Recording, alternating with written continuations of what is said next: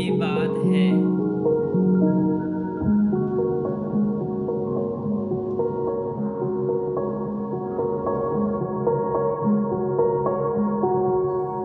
एक नगर में एक सेठ रहता था,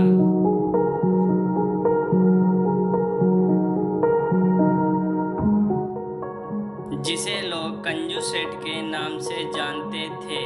सेठ का नाम हरीराम था। वह बहुत धनवान था, परंतु उतना ही कंजूस भी।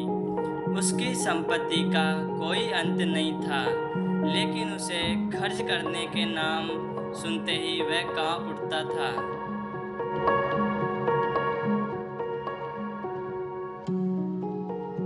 हरीराम सेठ की एक दुकान थी, जहां वह रोजमर्रा की जरूरत की चीजें बेचता था। लोग उसकी दुकान से खरीदारी करने तो आते थे, परंतु उसकी कंजूसी के किस्से सुनते सुनते थकते नहीं थे। सेठ हर चीज में बचत करता था। वह कभी कभी किसी को मुफ्त में कुछ नहीं देता था, चाहे वो कितना भी गरीब क्यों ना हो। एक दिन एक नगर में संत आए। उनका नाम स्वामी विवेकानंद था। उनकी कीर्ति दूर दूर तक फैली थी। लोग उनकी बातें सुनने के लिए दूर दूर से आते थे।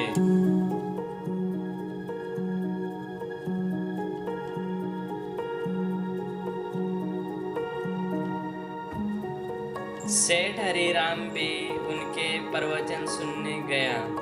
संत ने प्रवचन के दौरान कहा, धन एक साधन है, लेकिन उसका सही उपयोग करने से ही वह सार्थक होता है।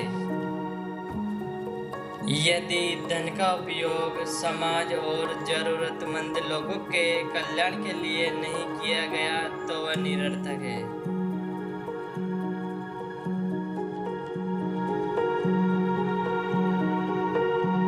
और हरीराम स्वामी विवेकानंद की बातों से प्रभावित हुए और उसने दूसरे दिन से लोगों की सेवा करने लगा और ज़रूरतमंद लोगों को फ्री में राशन बांटने लगा और चावल गेहूं भी देने लगा।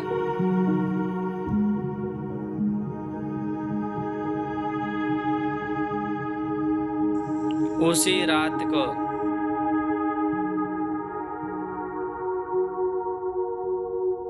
सेठ हरीराम को एक सपना आया। उसने देखा कि इस जंगल में पानी का स्रोत नहीं है और वह प्यास से तड़प रहा है। उस सेठ को एक बूढ़ा आदमी दिखाई दिया। तभी वह बूढ़ा आदमी उस सेठ जी के पास आया, छोटी सी थैली दी और कहा, ये तुम्हारे धन का परिणाम है। जितना तुमने दूसरों की मदद की उतना ही तुम्हें मिलेगा। और फिर वह बूढ़ा आदमी और सेठ जी दोनों अपने अपने घर चले गए। सेठ की नींद खुली और उसने सोचा कि यह सपना उसके संदेश के लिए है। उसने अपने जीवन का मूल्यांकन किया और समझा कि उसकी कंजूसी ने उसे समाज में एक अलग ही पहचान दिलाई है जो अच्छी नहीं है।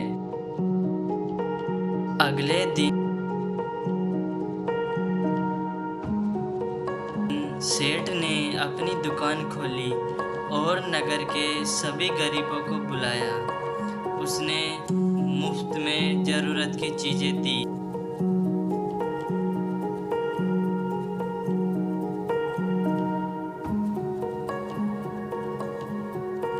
और उन्हें वचन दिया कि आगे से वह अपनी संपत्ति का उपयोग समाज के कल्याण के लिए करेगा। और उसने लोगों से, गरीबों से कहा, मेरी संपत्ति का हिस्सा गरीब कल्याण के लिए लगेगा।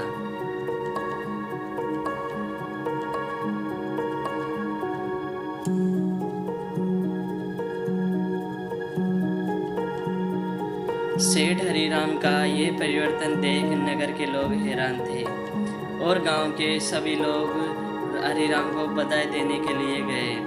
उन्होंने उसकी प्रशंसा की और उसका आदर करना शुरू कर दिया।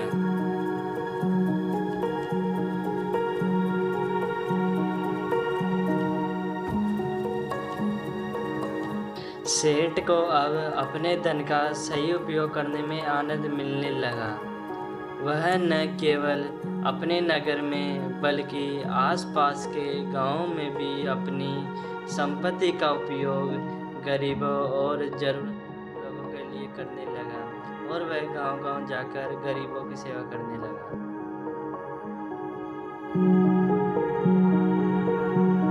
इस कहानी से हमें यह शिक्षा मिलती है कि धन का सही उपयोग ही उसकी असली सार्थकता है।